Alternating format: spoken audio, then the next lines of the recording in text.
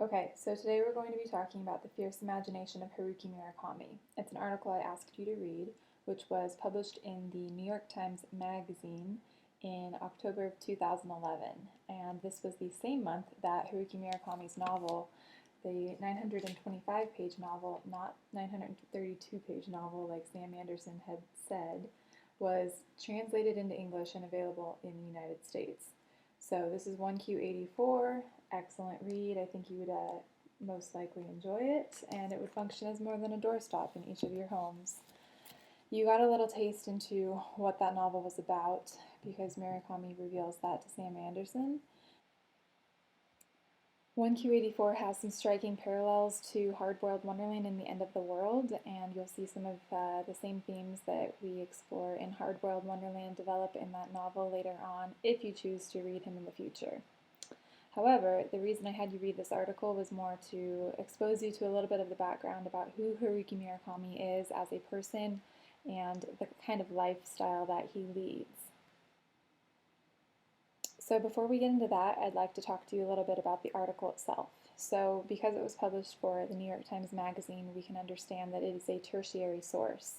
You're probably familiar with primary sources. They're typically the novel that you are assigned to write about if you are assigned a literary analysis, or maybe it's a visual rhetoric image like we'll be doing later in the semester.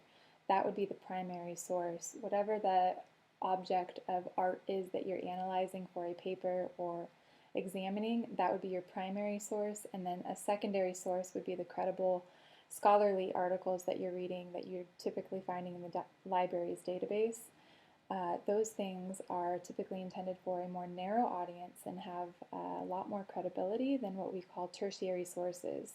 Tertiary sources can be anything from documentaries to magazine article publications or newspaper articles, things like that. So what we understand is that Sam Anderson is writing, this is a tertiary source, and he's writing for a popular magazine. Sam Anderson makes it quite clear that Murakami is extremely popular, and that being said, this article was not written for his fans. If you are a fan of Murakami, then everything in here would be something that you're already fully aware of. Most of it comes from his memoir, which is a very interesting read. It's called What I Talk About When I Talk About Running. So if Sam Anderson isn't writing for Murakami's fans, then who is he writing for? I would argue that he's writing for just the Murakami version who has never touched this Japanese author before, and he's trying to convince him to pick up the text and try out 925 pages to see if you like it. So you tell me, if you weren't required to read Murakami for this class, would this article persuade you to? It's a good question. Okay, so the first thing that Sam Anderson does is he heads to Tokyo, and instead of actually reading some travel guides about Tokyo or trying to familiarize yourself with some Japanese culture, he reads all of Murakami and expects to know what Tokyo is like because he's read some of these books. Okay, so before moving on to Hard-Boiled Wonderland and the End of the World, there are a few things about this article that I would like you to know. So first things first is the problem of translation. What could be lost in translation when this novel, Hard-Boiled Wonderland and the End of the World, was originally written in the Japanese language and then translated into English and all of these others?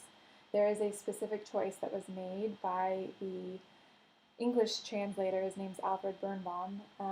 There's a specific choice he made that is an extremely significant choice, and it causes the English reader to read an entirely different story than if you were to read this in the Japanese, in the original language. So we'll talk a little bit more about that as we get into the novel and you know exactly what I'm talking about. The second thing is that Sam Anderson shows and portrays Murakami as a very disciplined man. There is a backdrop of this mundane lifestyle throughout the entire article that you're reading, and that's significant because if you read any of Murakami's writings, you typically find a very stock protagonist. So they rarely have names and they rarely have any family identity or history. There's very little to differentiate them from anyone else. So you may or may not identify with them just based on their rigorous, mundane lifestyle. But That's something that you definitely would see in each of his novels, and Sam Anderson does well, I think, to portray Murakami in that kind of boring way while still illuminating him as this genius of brilliant imagination and whatnot. So you see those same things happen to Murakami's protagonists because these boring, mundane characters typically have these surreal experiences, out of this world experiences, sometimes out of body experiences, and typically we are just on the journey with them to see where they're going to go and where these experiences take them. And the last thing I want to point out about this article that he does a good job of bringing up is this experience of him sitting in the car driving over the overpass in Tokyo, which is the opening scene in 1Q84, and ultimately they're listening to the same song that Aomami is listening to. And so what I'm asking of you is that you experience reading Murakami with all five senses. It's what he demands, and that's why he builds you such a real world. And ultimately, that means listening to the same music and understanding that you have to really tap into the depth of yourself and access these areas of your imagination that you probably haven't used since you were 5, if you're not used to reading science fiction. That being said, I wouldn't necessarily consider Murakami a writer of science fiction, nor would I call him an author in the genre of magical realism, which he obviously in this article says that he's not.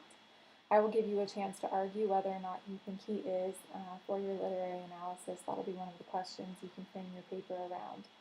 So, what I am asking you to do as you read Murakami is enter into it with a willing suspension of disbelief, and that's a term coined by Samuel Taylor Coleridge. And what we can understand from that is that you jump headfirst into the water without testing it and see where your imagination takes you. If you read and experience Murakami the way he wants you to, then you will start to understand a different side of reality than you ever realized existed. And I know this sounds sort of metaphysical and obscure, however, I think you'll start to understand what I mean once you get into the novel. So this balls out approach to reading is exactly what Murakami is writing for and how he approaches the world as well, which is evident by the quote that happens toward the end of the article. And it says, if you want to find a magical situation, magical things, you have to go deep inside yourself. So that is what I do. People say it's magical realism, but in the depths of my soul, it's just realism, not magical. While I'm writing, it's very natural, very logical, very realistic, and very reasonable. So while I'm asking you to do something that seems a little obscure, it's exactly what Murakami wants you to do, and for him it's a natural outpouring of who he is. So you have the chance to experience his novels the way he wants you to. And I'd like you to try. So go into it, and I'll be looking forward to reading your summaries of the first 3 chapters and everything after that.